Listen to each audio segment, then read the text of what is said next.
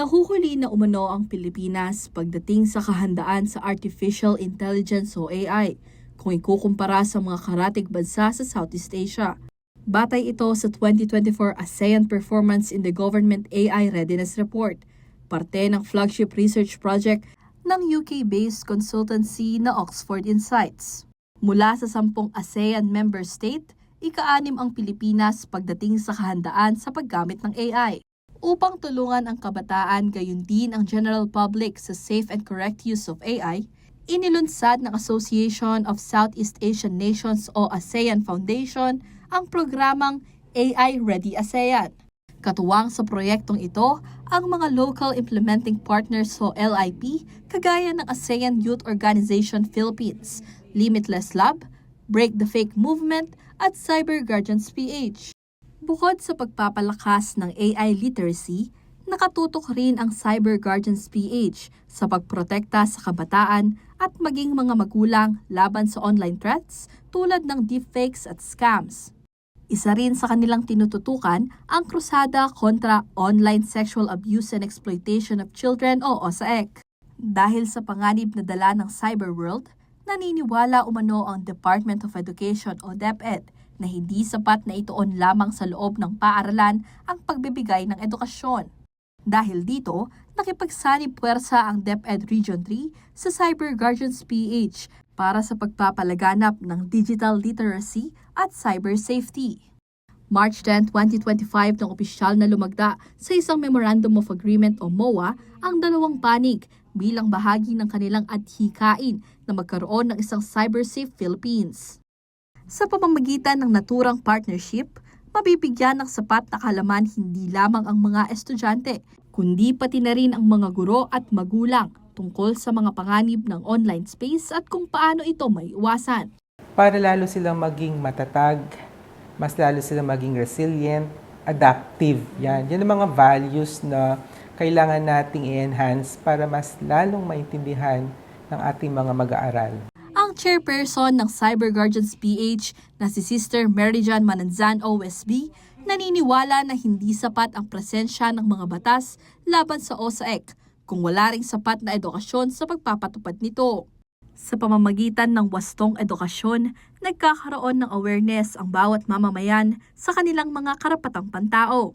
Pag may batas tayo, dapat mayroong education. Lahat ng mga stakeholders, lahat ng mga dapat magpa-implementa yan. Kasi kung hindi, walang mangyayari sa batas natin. Upang mapalakas ang kamalayan ng mga Pilipino, lalo na sa Central Luzon tungkol sa AI Ready ASEAN campaign, muling nagkaisa ang Cyber Guardians PH at CLTV 36 sa pamamagitan ng isang Memorandum of Agreement na nilagdaan rin noong March 10. Magpapalabas ng mga programa ang CLTV 36 na maaaring magpataas ng kaalaman sa AI at digital literacy, lalo na para sa mga kabataan at kababaihan. Palagay ko kung magsasama yung lakas ng kampanya sa artificial intelligence readiness ng mga Pilipino, kasama na yung mga kabataan, mga nanay ng mga kabataan, yung mga kababaihan, mga educators at iba pang mga stakeholders, lalakas din yung paglaban natin sa online sexual exploitation of children. Napakahalaga na maipalaganap natin sa ating komunidad, hindi lang sa Region 3, kundi sa buong Pilipinas o buong daigdig nga, itong usapin na ito, yung pinagsamang kampanya laban sa online sexual exploitation of children, women, at iba pa. Gayon din yung AI readiness ng mga kabataan at Pilipino, pati na yung mga nanay.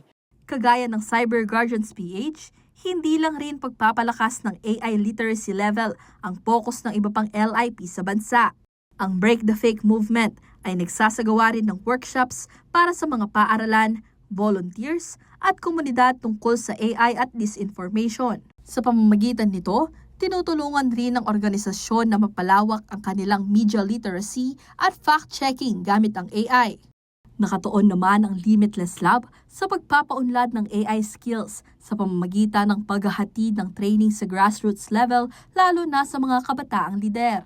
nagsasagawa ang organisasyon ng mga bootcamp, training workshops at seminars sa mga sangguniang kabataan officer sa bansa upang mabigyan sila ng kaalaman sa pagbalangkas ng mga plano para sa nasasakupan gamit ang AI. Hindi dito nagtatapos ang mga posibilidad na maaaring maibigay ng AI Ready ASEAN Initiative dahil sa bawat hakbang nito, isang bagay ang nagiging malinaw. The future is digital and Southeast Asia is catching up together.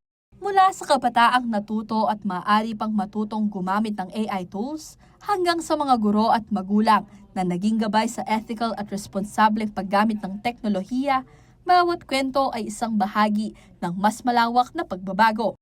AI Ready ASEAN is not just a program, it's a movement. Sama-samang kaalaman, pag-unlad at pagiging handa. The future is here. Are you AI ready? Gamitin ng AI, i-level up ang buhay. Maging AI ready. Ashley Punzalan, CLTV 36 News.